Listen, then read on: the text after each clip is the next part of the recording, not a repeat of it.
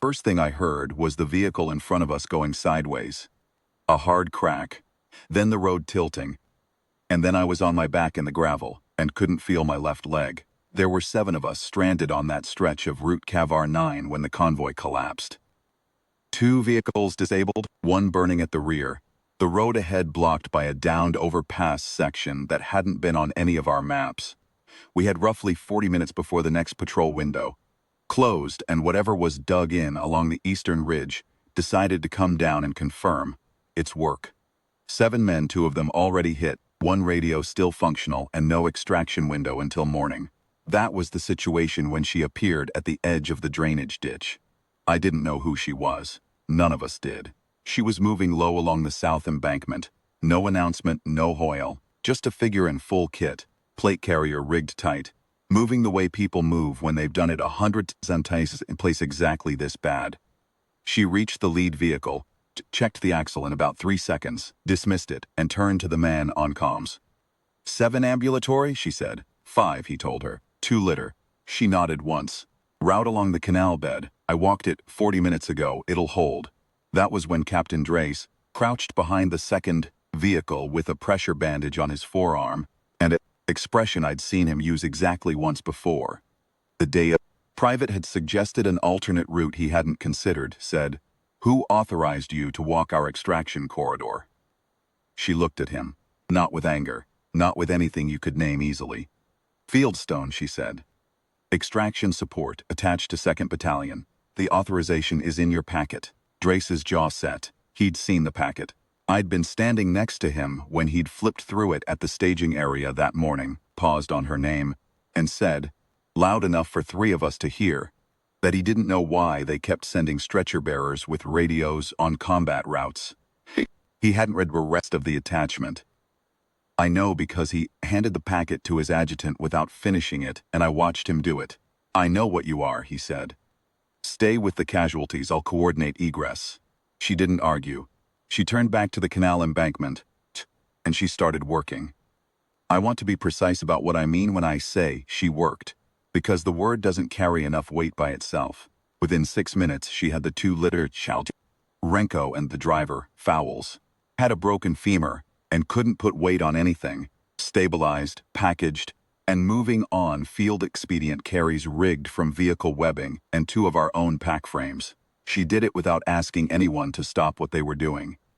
She pulled the materials herself, cut what she needed, and built the carries in the time it would have taken most people to locate the components. She'd done this before. That much was obvious. Hands moved with a kind of settled efficiency that had no performance in it, no urgency that spilled into noise. Just the next step, and the step after that. Then she moved to the lead because nobody else had reconned the canal bed, and she was the only one who had. The canal route was 4.2 kilometers of low ground, ankle-deep water in stretches, steep rock on the north side, open scrub on the south. Not a good place to be. She took point herself and put the 2 litter carries in the middle. The mobile personnel staggered around them. She set the pace, steady, manageable for the carries, fast enough that we didn't sit still. Twice, she stopped the column with a single raised fist and held it for 30 seconds. While she read something in the terrain ahead that the rest of us couldn't identify. Both times when we moved again, I heard it. Movement above the north ridge, parallel to us, tracking, and both times it passed without contact. She had read it before we heard it. That is not a small thing. The 3rd kilometer was where it got hard. The canal bed narrowed to a shelf about 2 meters wide above a 4-meter drop into the main drainage channel.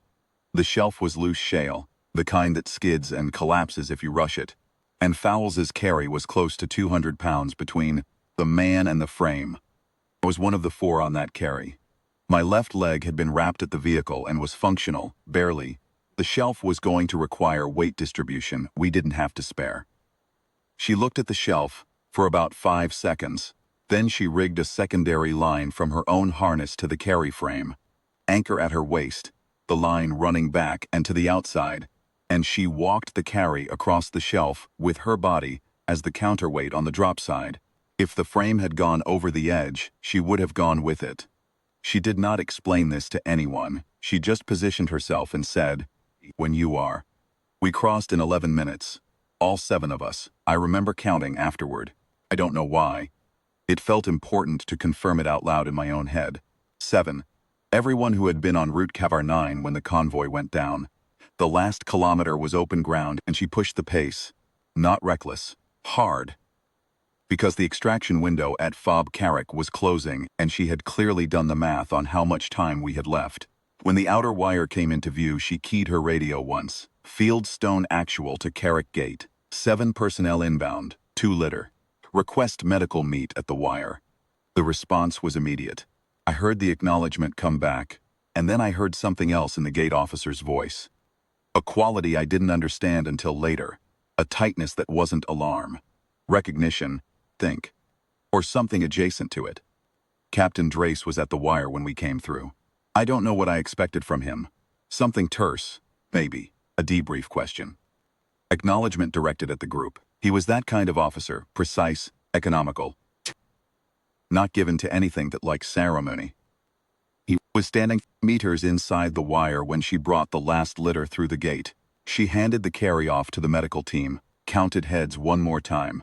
I saw her lips move, watched her eyes track each man, and then she turned toward the debriefing station. Drace stepped in front of her. I couldn't hear what he said. The medical team was moving around us, and the noise level at the gate had risen. But I saw his face, and that I will not forget. Captain Drace had the kind of face that didn't move much. He kept it deliberate. Whatever he was feeling generally stayed behind it. It wasn't behind it now. He said something to her. She nodded once. No expression, no acknowledgement beyond the nod, the way you confirm a fact you already knew, and walked past him toward the debrief station. I found out afterward what he'd said, because he told me directly when I asked. I asked because I'd seen his face, and I needed to know what it looked like from the inside. He told me he'd gone back and read the rest of the attachment that night. The part he hadn't read at staging. 12 extractions in 11 months.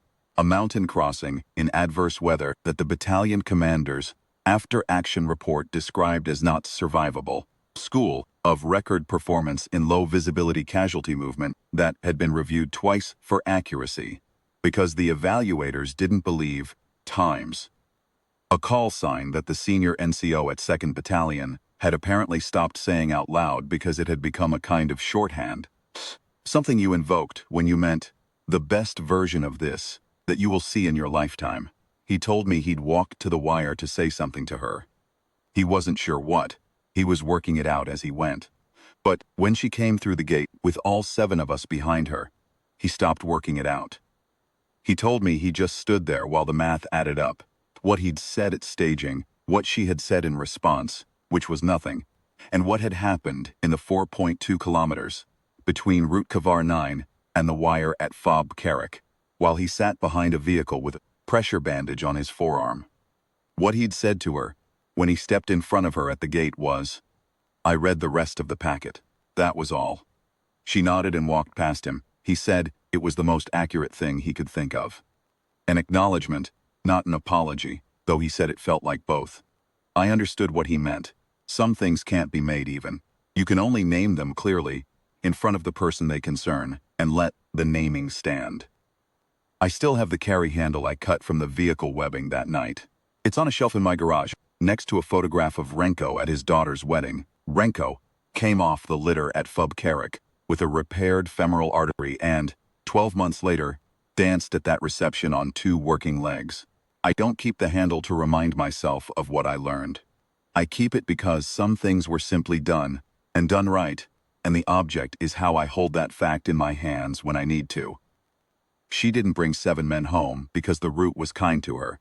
She brought 7 men home because she had already walked it, already run the math, already rigged for what the canal shelf would require. All of it before we ever knew we needed her. The only thing that was improvised that night was our survival. Her competence was prepared. Captain Drace requested her by name for the next 3 rotations. I know because I saw the paperwork, and I know because I was on 2 of those rotations, and I watched every man in the element treat that call sign the way the senior NCO at 2nd Battalion had, as a standard, not a name. As the thing you meant when you meant the best possible version of this. She never mentioned Route Cavar 9 in my presence again. Not once.